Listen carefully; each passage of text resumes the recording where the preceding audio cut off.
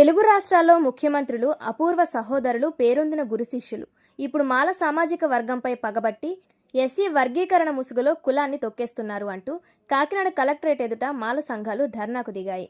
మాల మహానాడు అధ్యక్షుడు డాక్టర్ రత్నాకర్ మాట్లాడుతూ ఈ తెలుగు రాష్ట్రాల్లో మాల సామాజిక వర్గం ఉందా లేదా అనే సందేహం కలుగుతుందని, అంబేద్కర్ జయంతి రోజునే చంద్రబాబు నాయుడు అకస్మాత్తుగా ఎస్సీ కమిషన్ నుండి రిపోర్ట్ తెప్పించి వెంటనే మంత్రివర్గ సమావేశం ఏర్పాటు చేసి ఆమోదించడమే కాకుండా ఇప్పుడు ఆర్డినెన్స్ తీసుకురానున్నారని, ఇది ఎస్సీల జాబితాలో ఉన్న మిగతా కులాలకు న్యాయం చేసే ప్రక్రియ కాదన్నారు.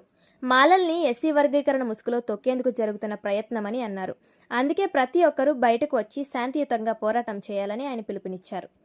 మాల సోదరులారా, బంధువులారా, మీకు అందరికీ విజ్ఞప్తి.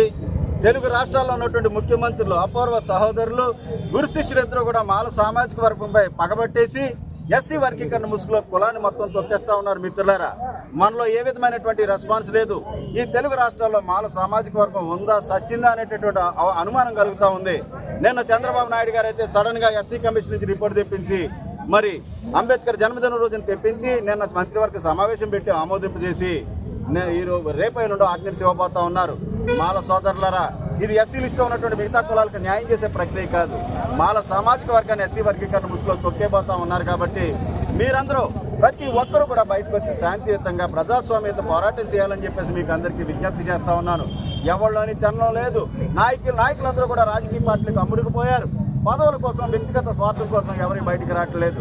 మాల మహానాడు అధ్యక్షుడిగా 30 సంవత్సరాలుగా ఈ కుల ఉద్యమాల్లో ఉన్నటువంటి నేను మీకు అందరికీ పిలుపునిచ్చేది ఒకటే: మన జాతి బతికుంది, మన ఉనికి ఈ రాష్ట్రంలో ఉందని తెలియజేసేందుకు గాను అట్లీస్ట్ వర్గీకరణ పక్కన పెట్టండి.